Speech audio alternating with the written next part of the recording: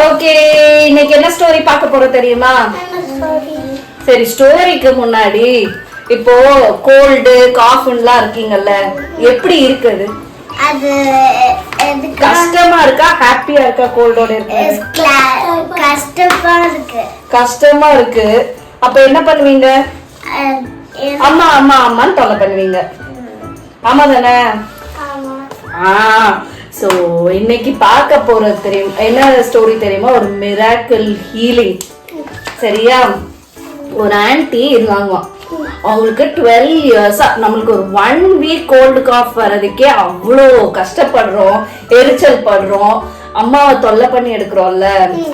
ஆனா 12 இயர்ஸா சிக்கா இருந்தாங்க அந்த ஆன்டி. எவ்வளவு இயர்ஸா சிக்கா இருந்தாங்க? 12 years. ஆமா, நம்ம லாஸ்ட் வீக் கூட ஒரு மிராக்கிள் பார்த்தோம்ல, பூல் கிட்ட ஒரு அங்கிள் 38 இயர்ஸா சிக்கா இருந்தாங்க. சோ அக்கம் பக்கத்துல நிறைய பேர் கதை சொல்ல ஆரம்பிச்சாங்க. 38 இயர்ஸா ஒரு ஆளு படுத்தே இருந்தாங்க ஷீப் கேட்ல இருக்கிற அந்த பெதஸ்தா பூல்ல. அவங்கள பார்த்து Jesus Christ rice up and walk அப்படின்னு சொன்ன உடனே என்னாச்சு? அவங்க எந்திரிச்சு நடக்க ஆரம்பிச்சுட்டாங்க. அந்த மாதிரி ஒவ்வொரு இதா சொல்ல ஆரம்பிச்சாங்களாம். கானா ஊர்ல ஒரு கல்யாண வீட்டுல போய் என்ன பண்ணாங்க? வாட்டரை வைனா மாத்தினாங்க. இந்த மாதிரி நிறைய மிராக்கிள் இந்த ஆன்டி கிட்ட பேச ஆரம்பிச்சாங்க. உடனே இந்த ஆன்டிக்கும் இப்ப என்ன ஆயிருச்சு? நம்ம ஓ இவ்வளவு பவர்ஃபுல்லான ஒருத்தர் இங்க இருக்காரா, அப்ப அவர் சொன்னாவே இப்படி ஆகுதுன்னா எனக்கு வேற எதுவும் வேண்டாம், நான் ஜஸ்ட் போய் அவரோட ட்ரெஸ்ல இருக்கிற அந்த ஓரத்தை மட்டும் இப்படி லைட்டா டச் பண்ணா போதும், எனக்கு உடம்பு சரியாயிரும் அப்படின்னு அவங்களுக்கு ஒரு ஃபெய்த் இருந்துச்சான். ஒன்னே ஒரு நாள் ஏசப்பா அங்கங்க போயிட்டு இருந்தாங்க. திடீர்னு ஒருத்தர் என்னோட மக இறந்தே போயிட்டா, ஆனா நீங்க வந்தீங்கன்னா அவளை உயிர் கொண்டு வர முடியும் அப்படின்னு சொல்லி ஒருத்தர் ஏசப்பாவை கூப்பிட்டு இருப்பாங்க.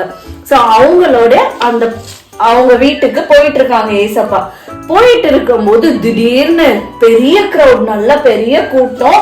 அங்க யார தொடுறான்னு கூட தெரியாது, அந்த அளவுக்கு ஒரு பெரிய கிரௌட் போயிட்டு இருக்காங்க. திடீர்னு ஏசப்பா நின்றுவாங்க. நின்னு யாரோ என்ன டச் பண்ணாங்க, யாரது அப்படின்னு கேட்பாங்க. உடனே டிசைபிள்ஸ்லாம், என்ன ஏசப்பா இவ்ளோ பெரிய கிரௌட் இருக்கு, நான் கூட உங்களுக்கு தெரியாம தொட்டு இருப்பேன், இதெல்லாம் போய் யாராவது கேட்பாங்களா ஏசப்பா?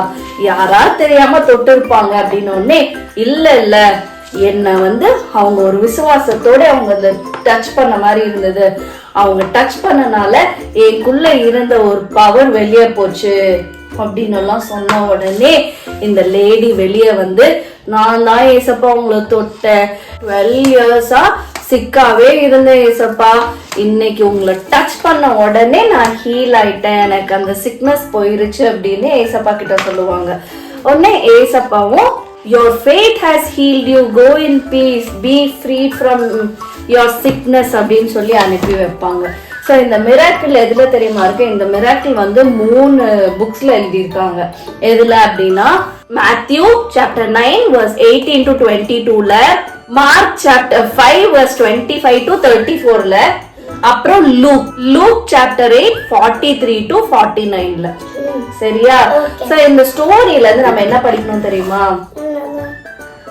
நம்ம நிறைய நேரம் நம்ம யோசிப்போம்ல, எனக்கு இவ்ளோ பிரச்சனை இருக்கு, எள்ளு கிட்ட ஒரு பிரச்சனை கேட்டா அவ 10 பிரச்சனை சொல்லுவா, என்கிட்ட பிரச்சனை கேட்டா நான் ஒரு 10 பிரச்சனை, இப்படி நம்ம வீட்டுக்குள்ளே இவ்ளோ பிரச்சனை இருக்கு.